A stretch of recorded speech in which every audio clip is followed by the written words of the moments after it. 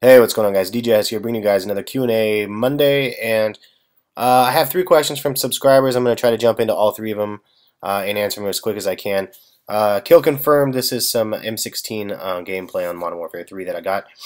Okay, so the first question says, I live in England. I'm in year 10, two years left in school. A few months ago, his aunt died, and then it looks like Tuesday he lost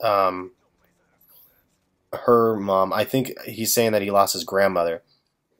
Said 8 years ago, his granddad and dad had an argument, and they have not spoken since, and my granddad won't let it go. He says I have to do schoolwork and stuff, and I just don't know what to do when I'm in school, trying to work, and all this ticking's over his mind. And if you can if I can help give him a solution, he'd be grateful. Something like that is going to be tough to really provide a solution, and I apologize for your losses, even if they don't affect you directly, if you weren't very close to your family members. But obviously, your other family members that you have were close to the people that passed away, and it's an unfortunate situation. My solution would be this, man. It would be to you're at the age right now. You're a sophomore in high school. You're maturing. You are basically like an adult, man. I mean, that's the direction that you're heading in, and I think it's an important age. It's a little earlier, actually. I think usually when you're like a senior or even the year after, you feel a little bit more comfortable usually.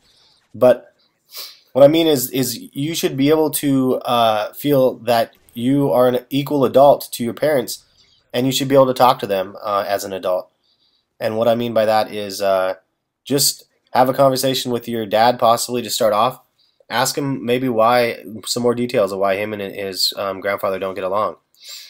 And if he gives you some sort of good reasoning or something, maybe you can go talk to your grandfather and actually ask him like why they don't get along, and maybe you can get some sort of conversation going for them and help them jumpstart their conversation together to the point where they can heal and move on from whatever that has happened in the past to them. So that's really my recommendation, man. Just being open and honest and talking to your grandfather and maybe your dad, or starting with your dad, then your grandfather, and seeing where their head's at. And then just, time is limited. You never know when you're going to pass, as you already are experiencing that. So I apologize for your loss, and that would be my suggestion, is talking it out, and then hopefully it will ease your mind when you actually do your schoolwork, because you'll have actually discussed it with them.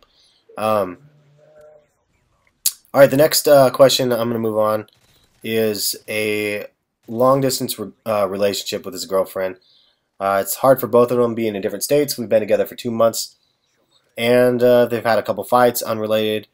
He says he's a Gemini and she's a Virgo, and apparently they're not compatible. First of all, Gemini, Virgo, it doesn't matter. Don't listen to that crap. That stuff is all crap anyway. You're compatible with whoever you are compatible with, no matter when they were born. So that's first. Second, I have to say I actually read this question near my wife, and she said it's not going to work out, man. And I apologize, because it sucks to hear something like that, but it's kind of like, and I don't know how old you are, but it's not very realistic for somebody to stay together in a long distance relationship, especially if you've only been together for 2 months. Things couldn't have been serious enough to get to the point where you guys are gonna maintain a serious relationship, or just a committed relationship with each other, when you guys have only been together for 2 months. Even if you guys have been together for multiple years. And the reason why my wife said it's not going to work, because of her personal experiences. She had a boyfriend who was a captain of the football team, or whatever, quarterback of the football team, and they were high school sweethearts, sort of, and they were together from, I think she was a sophomore in high school on, and he moved away to Arizona, went to college, and was, like, I guess just ended up cheating on her a bunch, and she found out later and stuff, and of course it's hurtful when you find those things out, and that's just the type of situations you kind of put in when you're working with a long distance relationship. So I would have to say, unfortunately, it's one of those things that you'll probably end up having to move on from, and you'll see as the time goes by, it's going to be more difficult week by week, especially with two months in and no trust in a relationship. You never know what she's going to be up to, and she's not going to know what you're up to. So that's my recommendation. I'm sorry to say it, but that's That's, I think, where that one is going to have to stand. Alrighty, so the last question, this is the long one here, probably. He says, I've been watching your videos for a while. I really like your commentary, especially the deep or something, when it's deep or something you care about, and I appreciate that. He says, I have a question for you. I am 16, live in Utah, not Mormon, though, and seems to be like me, basically, based on what I've said. He's a nice guy, but that's his problem. He's instant friend-zoned, and it's because he's not aggressive. In fact, he's a little shy, and mostly he doesn't get any hints at all, he says. So my question is, how do I treat a girl who he feels he loves so that he doesn't get friend-zoned, but doesn't disrespect her? Doesn't disrespect her. I don't mean no sex at all, because that isn't really the issue with her. She's had a lot of bad experience with boys, and I don't want to be another douchebag. Although she's fine with sex, also, it's not all about sex for her. I really want a close and intimate relationship, eventually leading to more. And he's dangerously close to walking that friend zone. And what do you think I should do to change the situation? Well, you kind of already said it yourself. I mean, by saying that you want a close and intimate relationship, and then eventually leading to more, you're speaking, unfortunately, like somebody in the friend zone. And the only reason why I say that is because I've been in that situation a million times, man. And I've been in the situations where you think that you really like somebody, and you really don't know.